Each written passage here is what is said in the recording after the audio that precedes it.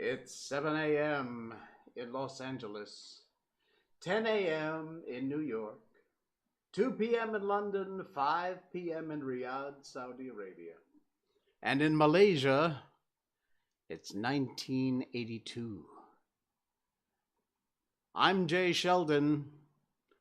This is Miko. And we're not wearing pants. Trust me on the Miko part. Hi, buddy.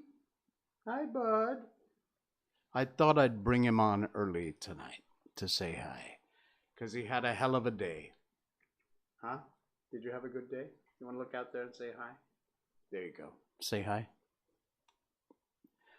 Crystal Violin, hello there. Good to see you. It's been a while. Yeah, it has been. Nice to have you back. Thanks. And Miko says hi too. She's not going to be on for the whole stream, but I just wanted to bring her on and say hi. We had a wicked storm here this afternoon, right at the time when we normally take her for a walk. So we actually wound up switching dinner and walk time, and she's very confused. She's smiling still, but she's still very confused. So, let me look over there and say hi. Yes. She's still, there we go. This camera is weird tonight. It looks like crap. I don't know why, but that's all right. This one looks great, so we'll stick with this. Anyway, lots to talk about tonight. Not just all about this little girl. Huh? You okay?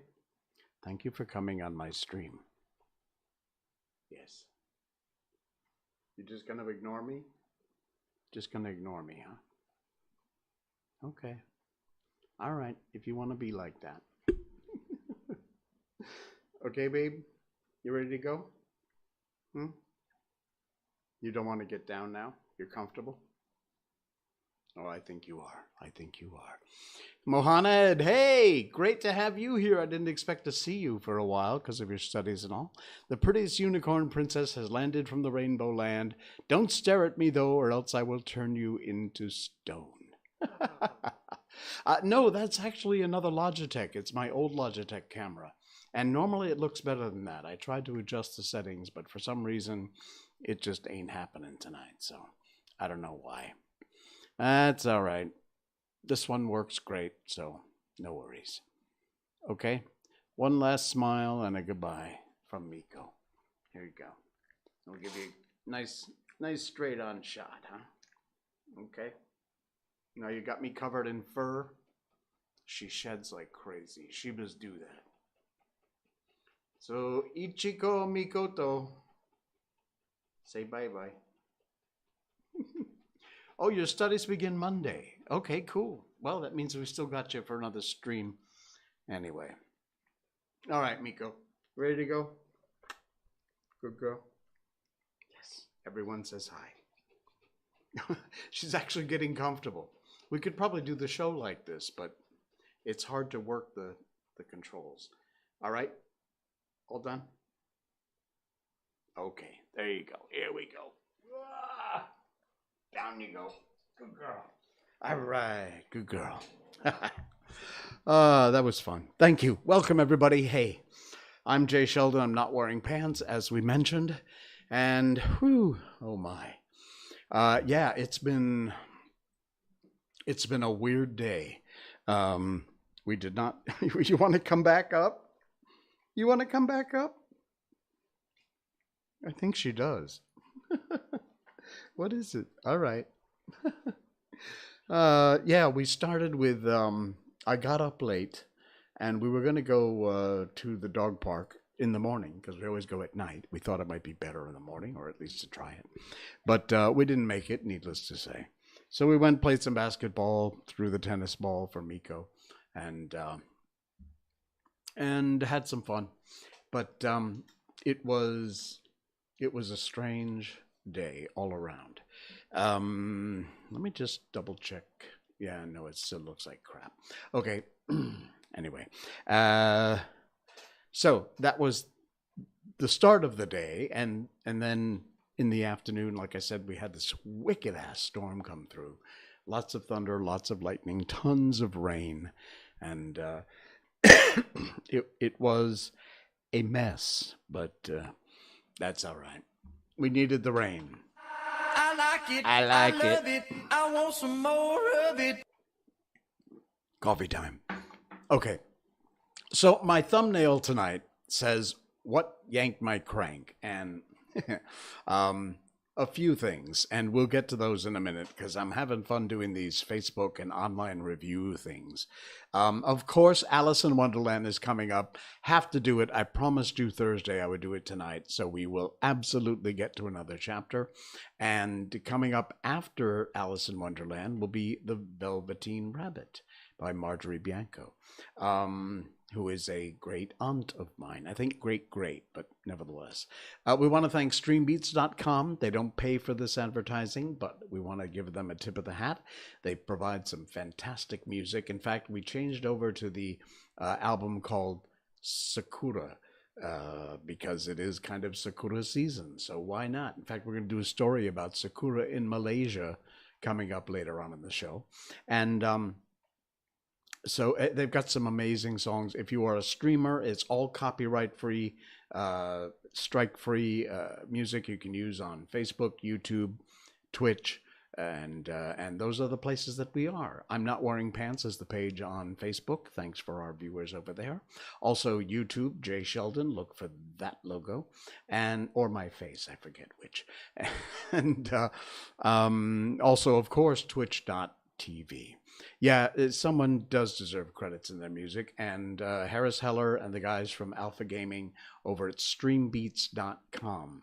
Like I said, this is not a paid endorsement. It's an endorsement, though, because they do fantastic music, really good stuff, great for streaming, and completely copyright-free. In fact, he gives you an agreement, a contract, kind of open source thing. So if you ever should, and you won't, but if you should get a copyright, you can prove that, no, I have the rights to use this. So it's great stuff.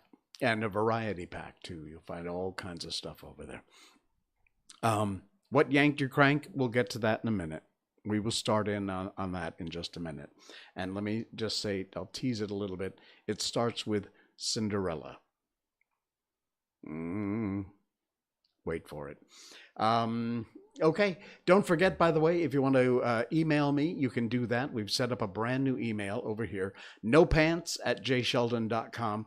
You can send me your fan art. You can send me your opinions. I know a lot of times people are a bit shy to actually come on the air and say hi and chit chat and talk about things that we talk about.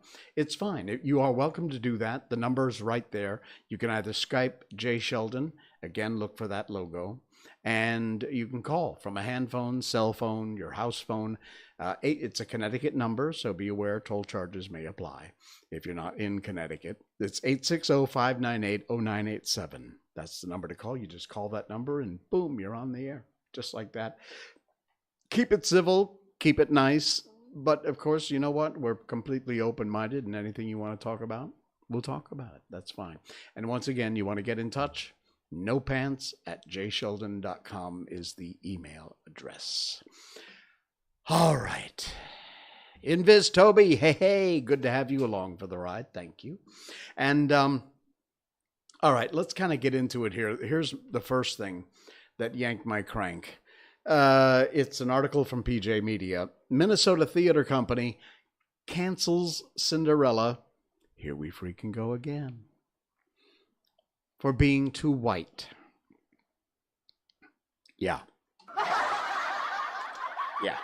Ever since a man named George Floyd died in custody of a multiracial group of Minneapolis police officers, America has been in a panic about something called whiteness. It's been explained to me whiteness is something separate from white people or even skin color itself. It seems to be some sort of free-floating evil that can affect almost anyone and anything and make it from bad to worse. And so the worst thing you can do in America in 2021 is perpetuate whiteness. So now this Minnesota theater company has caved to the buffalo sandwich, which is a nice way of saying, and canceled Cinderella for being too white. Yeah, but okay, Crystal Violin says Cinderella is literally as white as Casper, but okay, it's like, you know what, it's fine. This cancel culture, I said it before, it will eventually eat itself, because when it runs out of things to cancel, it will then go after themselves and it will fall in and collapse of its own weight. So you know what? It's going to take time. It'll piss you off in the meantime, but so be it. That's fine. No worries. Here we go.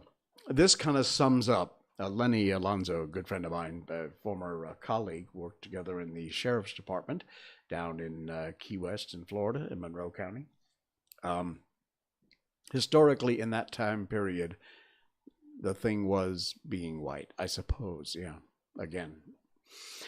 So common sense versus cancellation. This tied in beautifully with what I was just talking about. If you don't like the book, don't read it. If you don't like a song, change the station. If you don't like the show, don't watch it. If you don't like the sport, don't go to the game. If you don't like the toy, don't buy it, or don't play with it, or don't buy it for your kids. Don't like the restaurant? Don't eat there. Don't like the store? Don't shop there. Don't like the state? Don't live there. If you don't like the speaker, don't listen. Make the choices that suit you, and this is important, let everyone else do the same. If Cinderella was an African American and they whitewashed Cinderella, then that'd be a problem. Yeah, true. I agree. Invis Toby, thank you. It seemed to be buffering a lot on this end, or is it just me? I don't know if it's just you or not. Are you on Twitch? I'm not sure. My connection looks pretty good. There, you can see it right there. There you go. I forgot I was still on that page. Okay. My connection seems to be all right. I'm not sure. It may well be buffering. I got a lot of crap open tonight. If you don't like someone's opinion on what you asked, shut up. Yes! Very nice. I love it. I love you. Mwah. A kiss for you. Okay. All right, and here's yet another one. I love this one. Brilliant. Some of my friends, let me get rid of these notifications here. Some of my friends ask me why I post so much political stuff, and this is a brilliant answer. Always take sides. Neutrality only helps the oppressor, never the victim. Silence encourages the tormentor, never the tormented. That's brilliant. Brilliant, brilliant. Thank you, Grandpa. All right, I'm not officially a grandpa, by the way. I am not yet a grandfather. I have threatened my son, if he makes me a grandfather, there'll be trouble. So I'm not yet. Not yet, almost, but not yet a grandfather. Yeah, but by all means, and I really do believe this, take sides, have an opinion. You and I can disagree. That's fine. That's what the world's all about. We don't always agree on everything. No problem. That's what makes life interesting. We shouldn't agree absolutely on everything. We shouldn't scream and yell and make nasty remarks and accuse people of things that aren't true. But we can disagree. We can talk about it. Sometimes I win. Sometimes you win. Sometimes we agree to disagree. And nobody wins. And there's nothing wrong with that. But take a side. Neutrality helps the oppressor, never the victim. Here's another one. Kevin Sorbo on Twitter. To anyone using their First Amendment, all right, enough with this. To anyone using their First Amendment right to comment about how the Second Amendment was created only for muskets and pistols, get off your phone and write me a letter with quill and ink. Send it via horseback. Crystal, this image made me feel bad purely because I was always the never take sides until those two full stories person. Well, you know what? Again, my opinion, you don't have to agree with it, but take a side. If the other side convinces you with their argument or facts or science that they're correct, be willing to listen.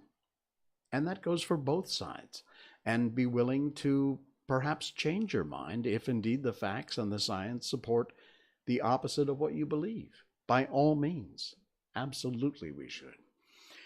All right, there's lots else going on, and I don't want to get bogged down in all this political crap because, frankly, it's just stupid. Honestly, it's gone way above and beyond, and it's crazy. But I love this. Mike Rowe, if you know Mike Rowe from Dirty Jobs and Returning the Favor and all those great shows, you know there's this giant shipping container ship. I don't know what they're called.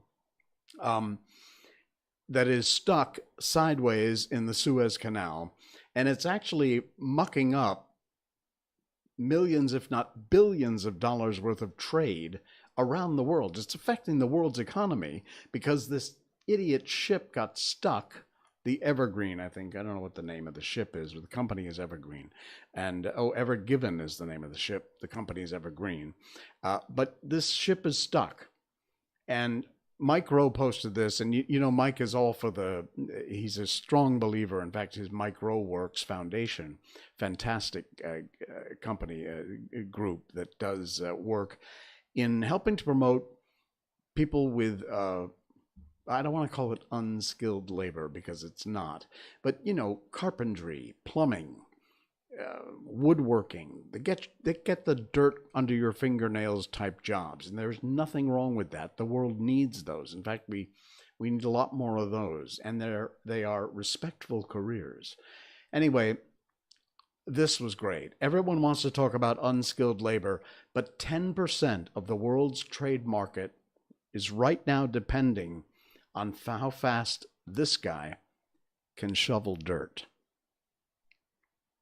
Because seriously, it's that one little guy inside that backhoe shoveling dirt and it is having an effect on 10% of the world's trade market. So don't tell me about unskilled labor. Yeah. One of these was called My Revenge. Oh, I heard about that on Tumblr. The names of the other boats are amazing. Yeah, My Revenge. In fact, there's some interesting theories. I don't want to use the C word, but there's some interesting theories about the name of this ship and a certain former presidential candidate and what the Secret Service code word was for her. I'm going to leave it there because it just goes down a rabbit hole I don't want to go down. But yeah, things like the names of the other ships, like My Revenge, stuff like that, most interesting.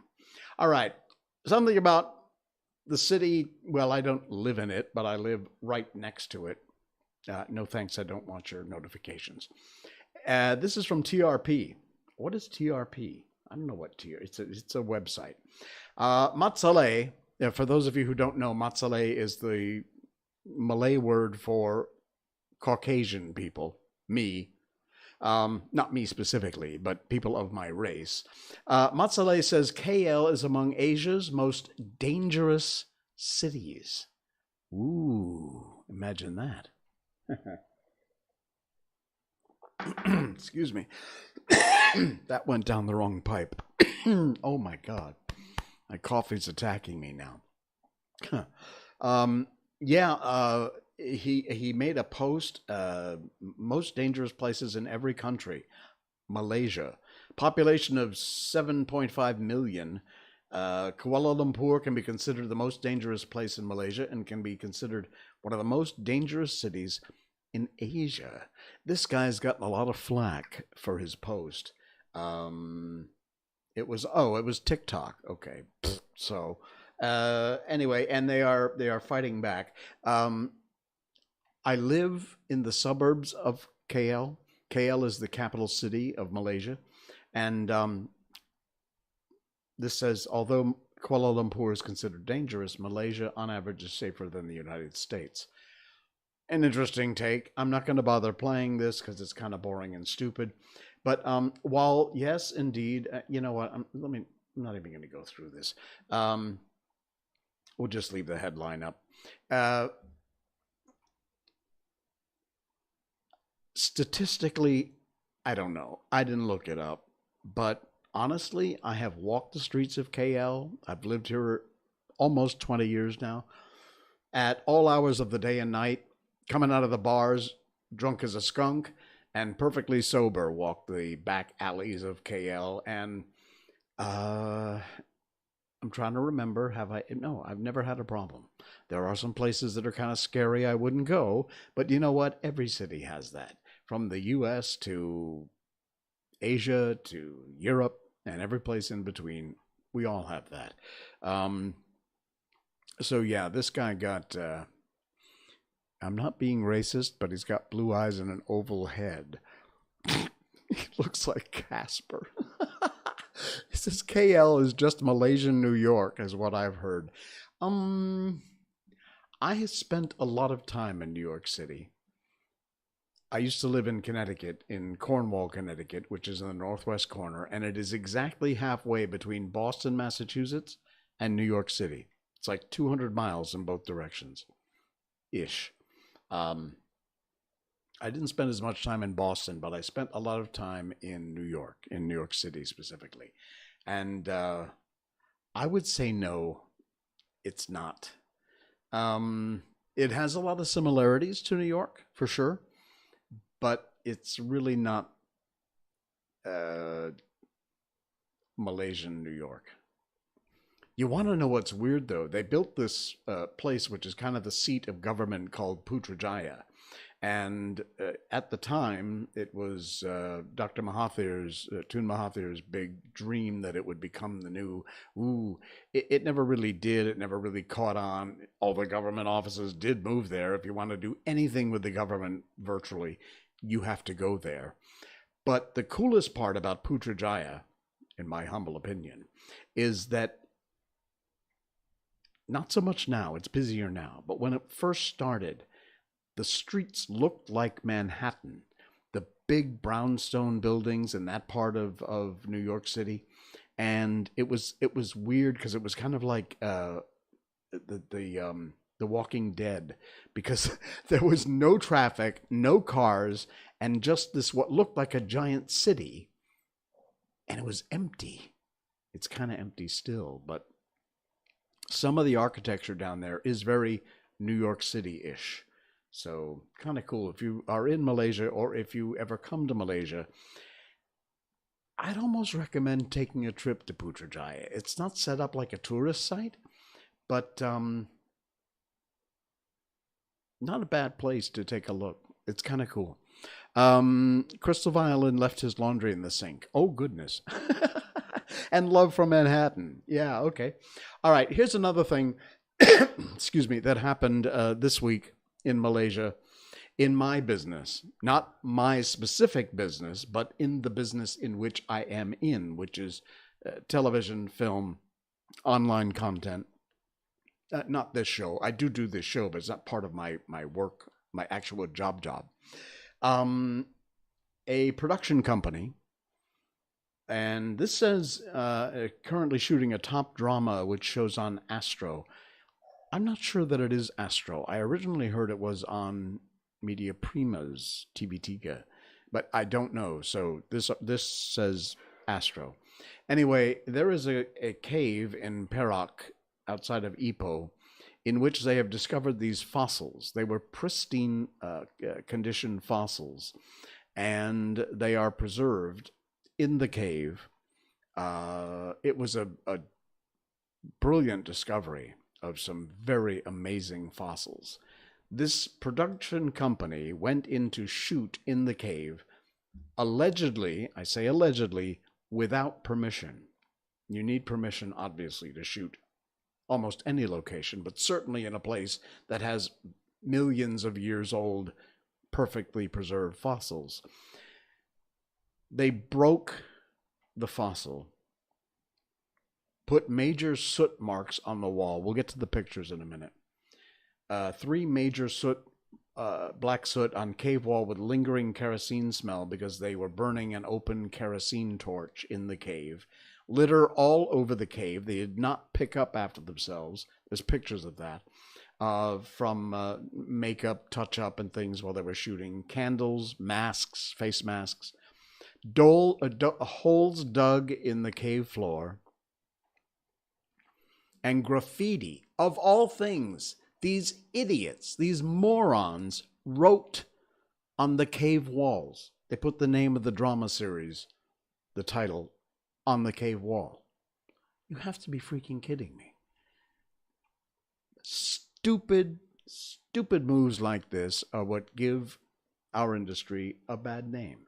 Fortunately, 99.9% of all the people in my business are smart enough not to do some dumb freaking thing like this.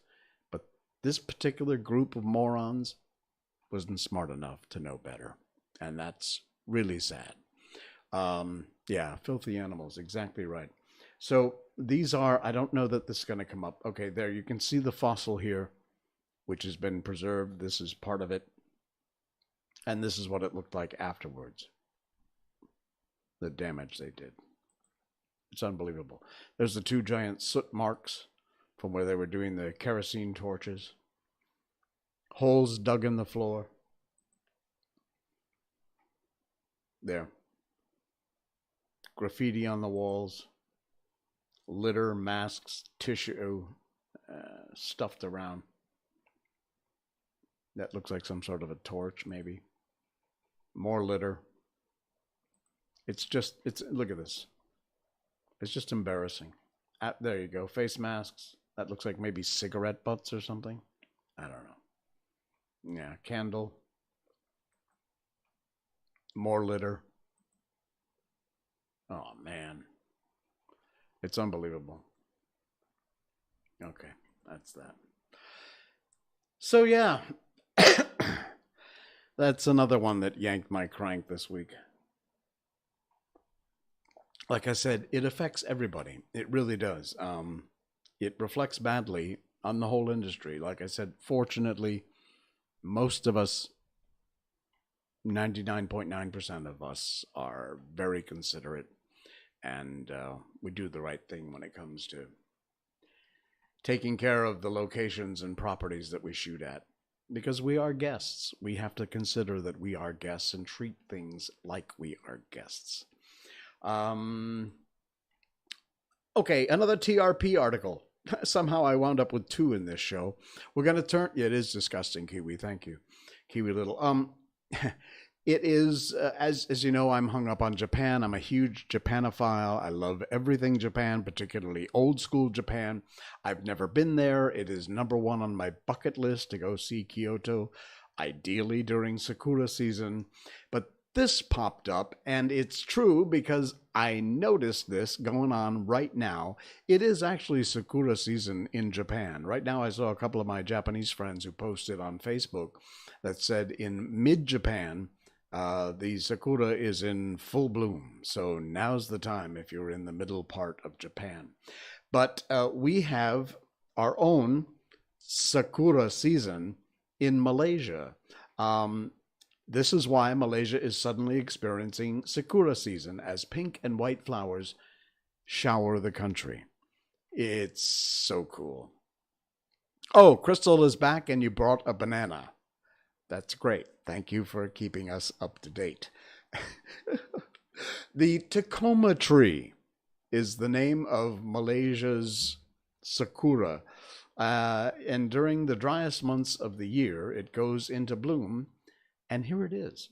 There's some fantastic pictures here of the Tacoma tree. It blooms up, and honestly, it looks almost exactly like Japanese cherry trees, the Sakura.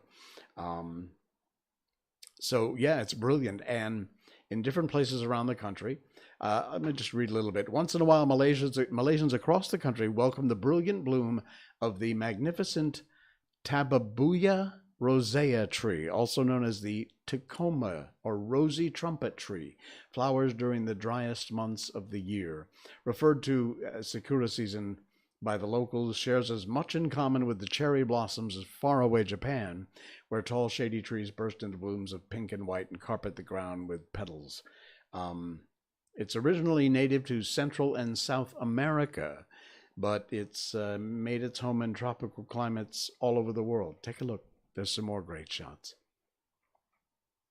It has a lot of green leaves, but the blossoms come... Let me get my mouse back. The blossoms come out all along the sides like this. And look at that. It's absolutely beautiful. They're in public parks, fields, along the streets. They've been planted as ornamentals. There you go. Where is this? Ampang. Tamanta in Ampang. So really brilliant. And there you see the petals on the ground. It's not that far off. I mean, it ain't Japan, but there you go. They're really, really pretty and really nice.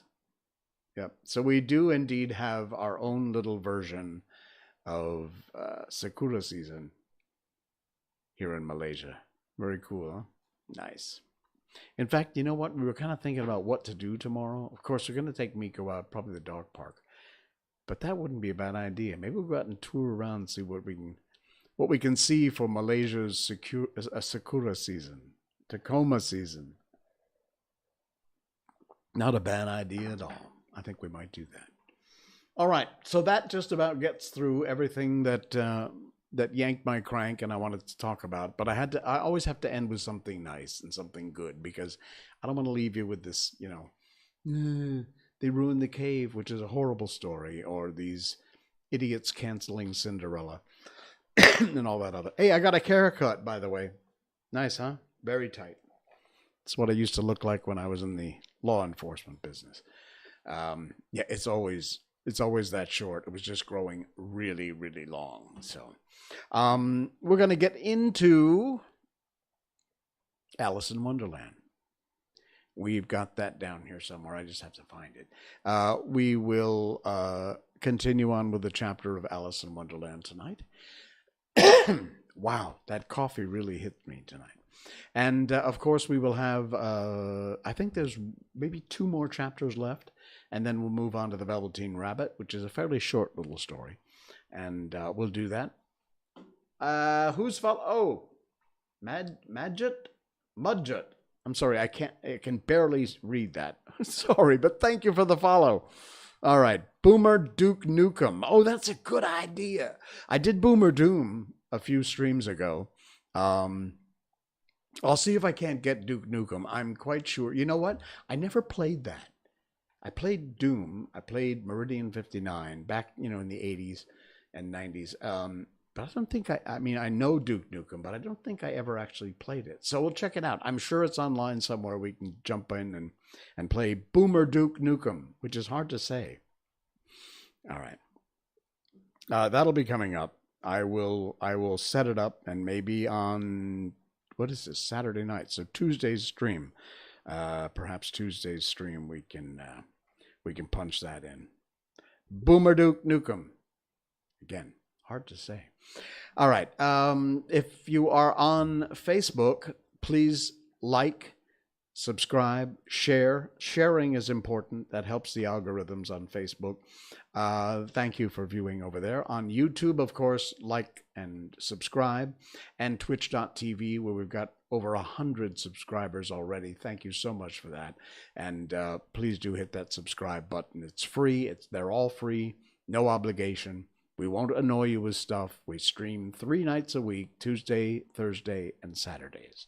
And occasionally on some freaky-ass different day or morning of the week. So anyway, please do like, subscribe, share. Really appreciate that very much. If you are also so inclined, you can donate. There is a link in Facebook up above, or there is this link. I think this has expired.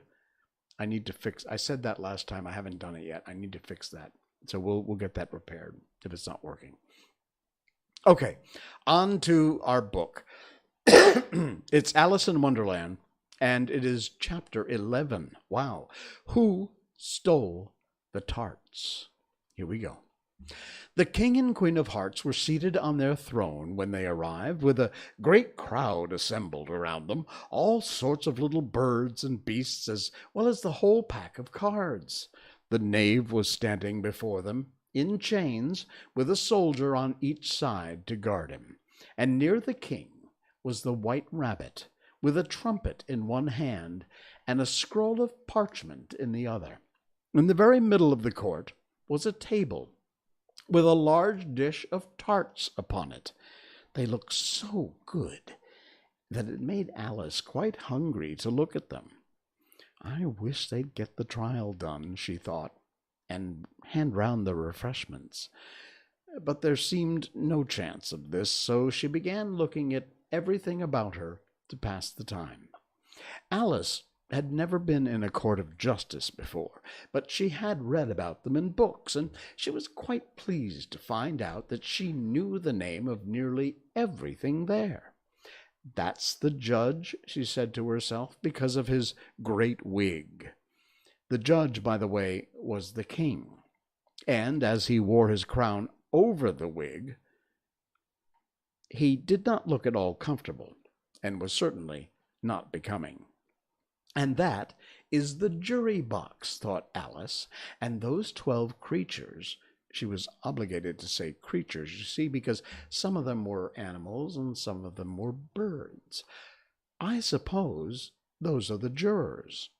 She said this last word 2 or 3 times over to herself, being rather proud of it. For she thought, and rightly too, that very few girls of her age knew the meaning of it all. However, jurymen would have done just as well. The 12 jurors were all writing very busily on slates. "What are they doing?" Alice whispered to the Griffin. "They can't have anything to put down yet before the trial's begun." "Oh, they're putting down their names," the Griffin whispered in reply, "for fear they should forget them before the end of the trial." "Stupid things!" Alice began in a loud, indignant voice, but she stopped hastily, for the White Rabbit cried out, "Silence in the court!" And the king put on his spectacles and looked anxiously round to make out who was talking. Alice could see as well as if she were looking over their shoulders, that all the jurors were writing down stupid things on their slates, and she could even make out that one of them didn't know how to spell stupid, and that he had to ask his neighbor to tell him. A nice muddle their slates will be in before the trial's over, thought Alice. Now one of the jurors had a pencil that squeaked, and this, of course, Alice could not stand, and she went round the court and got behind him, and very soon found an opportunity of taking it away. She did it so quickly that the poor little juror, it was Bill the Lizard, could not make out at all what had become of it. So after hunting all around for it, he was obligated to write with one finger for the rest of the day. And this was of very little use, as it left no mark on the slate. "Herald, read the accusation," said the king. On this, the White Rabbit blew 3 blasts on the trumpet, and then unrolled the parchment scroll and read as follows. "The Queen of Hearts, she made some tarts, all on a summer's day. The Knave of Hearts stole those tarts and took them quite away. Consider your verdict," the king said to the jury.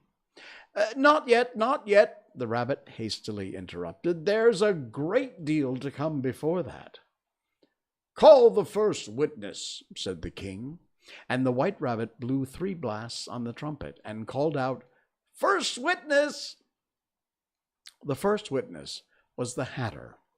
He came in with a teacup in one hand and a piece of bread and butter in the other. "I beg pardon, Your Majesty," he began, "for bringing these in, but I hadn't quite finished my tea when I was sent for." "You ought to have finished," said the king. "When did you begin?" The Hatter looked at the March Hare, who'd followed him into the court, arm in arm with the Dormouse. 14th of March, I think it was, he said. 15th, said the March Hare. 16th, added the Dormouse. Write that down, the king said to the jury, and the jury eagerly wrote down all 3 dates on their slates, and then added them up and reduced the answer to shillings and pence. "Take off your hat," the king said to the Hatter. "It isn't mine," said the Hatter. "Stolen!" the king exclaimed, turning to the jury, who instantly made a memorandum of the fact. "I keep them to sell," the Hatter added as an explanation. "I've none of my own. I'm a Hatter." Here the queen put on her spectacles and began staring at the Hatter, who turned pale and fidgeted. "Give your evidence," said the king, "and don't be nervous or I'll have you executed on the spot." Well, this didn't seem to encourage the witness at all. He kept shifting from one foot to another, looking uneasily at the queen, and in his confusion he put a large piece out of his teacup instead of the bread and butter. And just at this moment Alice felt a very curious sensation, which puzzled her a great deal until she made out what it was. She was beginning to grow larger again, and she thought at first she would get up and leave the court, but on second thought she decided to remain where she was as long as there was room for her. "I wish you wouldn't squeeze so," said the Dormouse, who was sitting next to her. "I can hardly breathe." "Oh, I can't help it," said Alice very meekly. "I'm growing."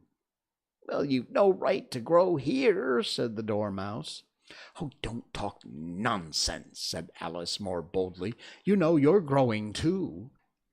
"Yes, but at a reasonable pace," said the Dormouse, "not in that ridiculous fashion." And he got up very sulkily and crossed over to the other side of the court. Now all this time the queen had never left off staring at the Hatter, and just as the Dormouse crossed the court, she said to one of the officers of the court, "Bring me the list of singers in that last concert." on which the wretched Hatter trembled so that he shook both his shoes off. "Give your evidence," the king repeated angrily, "or I'll have you executed, whether you're nervous or not." "I'm a poor man, your majesty," the Hatter began in a trembling voice, "and I hadn't begun my tea, not above a week or so, and with what the bread and butter getting so thin, and the twinkling of the tea—" "The twinkling of the what?" said the king. "It began with the tea," the Hatter replied. "Of course it begins with a tea," said the king sharply. "Do you take me for a dunce? Go on." "I'm a poor man," the Hatter went on, "and most things twinkle after that. Only the March Hare said—" "I didn't," the March Hare interrupted in a great hurry. "You did," said the Hatter. "I deny it," said the March Hare. "He denies it," said the king. "Leave out that part." "Well, at any rate, the Dormouse said," the Hatter went on, looking anxiously around to see if he would deny it too, but the Dormouse denied nothing, being fast asleep. "After that," continued the Hatter, "I cut some more bread and butter."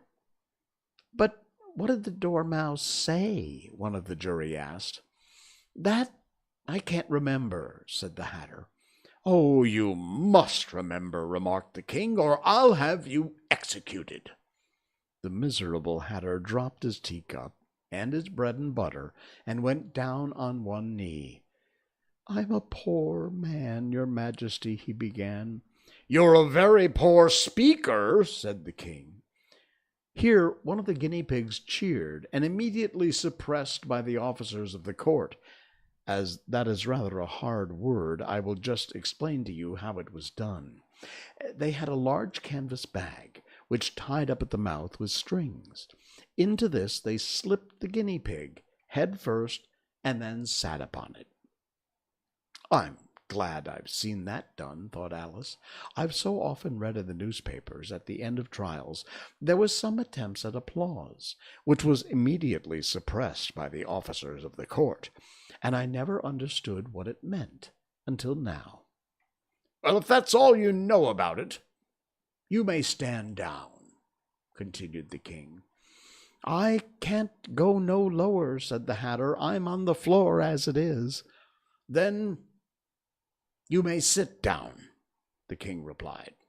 Here the other guinea pig cheered and was suppressed. "Come, that finished the guinea pigs," thought Alice. "Now we shall get on better." "I'd rather finish my tea," said the Hatter, with an anxious look at the queen, who was reading the list of singers. "You may go," said the king, and the Hatter hurriedly left the court, without even waiting to put his shoes on. "And just take his head off outside," the queen added to one of the officers, but the Hatter was out of sight before the officer could get to the door. "Call the next witness," said the king. Well, the next witness was the Duchess's cook. She carried the pepper box in her hand, and Alice guessed who it was even before she got into the court by the way the people near the door began sneezing all at once. "Give your evidence," said the king. "Shan't," said the cook. The king looked anxiously at the White Rabbit, who said in a low voice, "Your Majesty must cross-examine this witness." "Well, if I must, I must," the king said, with a melancholy air, and after folding his arms and frowning at the cook till his eyes were nearly out of sight, he said in a deep voice, "What are the tarts made of?" "Pepper, mostly," said the cook. "Treacle!" said a sleepy voice behind her. "Collar that dormouse!" the queen shrieked out. "Behead the dormouse! Turn that dormouse out of court! Suppress him! Pinch him! Off with his whiskers!" Well, for some minutes the whole court was in confusion, getting the dormouse turned out, and by the time they had settled down again, the cook had disappeared. "Never mind," said the king, with an air of great relief. "Call the next witness. And he added in an undertone to the Queen, "Really, my dear, you must cross-examine the next witness. It quite makes my forehead ache." Alice watched the White Rabbit as he fumbled over the list, feeling very curious to see what the next witness would be like. "For they haven't got much evidence yet," she said to herself. Imagine her surprise when the White Rabbit read out at the top of his shrill little voice the name Alice! And that's the end of that chapter. Oh, man. Once again, weird. Chapter 12 will be coming up on our next stream. We're almost at the end. This chapter is called Alice's Evidence. And we will do that on Tuesday night. We'll wrap up Alice in Wonderland in the next stream or two and then move on to The Velveteen Rabbit by Marjorie Williams Bianco. That will be coming up in a stream down the road. Do you know that March is almost done? Seriously. The month of March is finished. April's just around the corner. It's amazing. Crystal Violin said this chapter felt like it kept switching genres. You're right. It did. It did a lot. But you know what? This whole book has been like, it's just drug addicted weirdness. I had no idea. To be perfectly honest, I've never read Alice in Wonderland before, you'd think, but no, I have not. So this is new to me as it is to many of you, I'm sure. But yeah, just the writing is so weird. We've said it before, even though it was it the 1800s, I think? I don't know what they were smoking, but it must have been the good stuff. And I really hope you read a Percy Jackson book at some point. The Lightning Thief is a great start. I will look that up. The biggest problem I have with these books is because this is technically a public performance, I can only perform books that are in the public domain, that are copyright free. We get all of these from the Gutenberg Project, gutenberg.org. You should check it out. All the classics are there. They're all copyright free. And those are the books that I'm able to perform. Excuse me. I really started this whole thing by wanting to do Winnie the Pooh. Sadly, I can't because it's copyrighted. It's not in the public domain, so I'm not able to read that. I would love to be able to, but cannot, sadly. So we've got these. Anyway, they're great books. Really cool. Wizard of Oz was amazing. Alice in Wonderland, trippy as it is really pretty cool. So yeah, it's all right. And I think you're going to, if you have not ever heard The Velveteen Rabbit by Marjorie Williams Bianco, you will love it.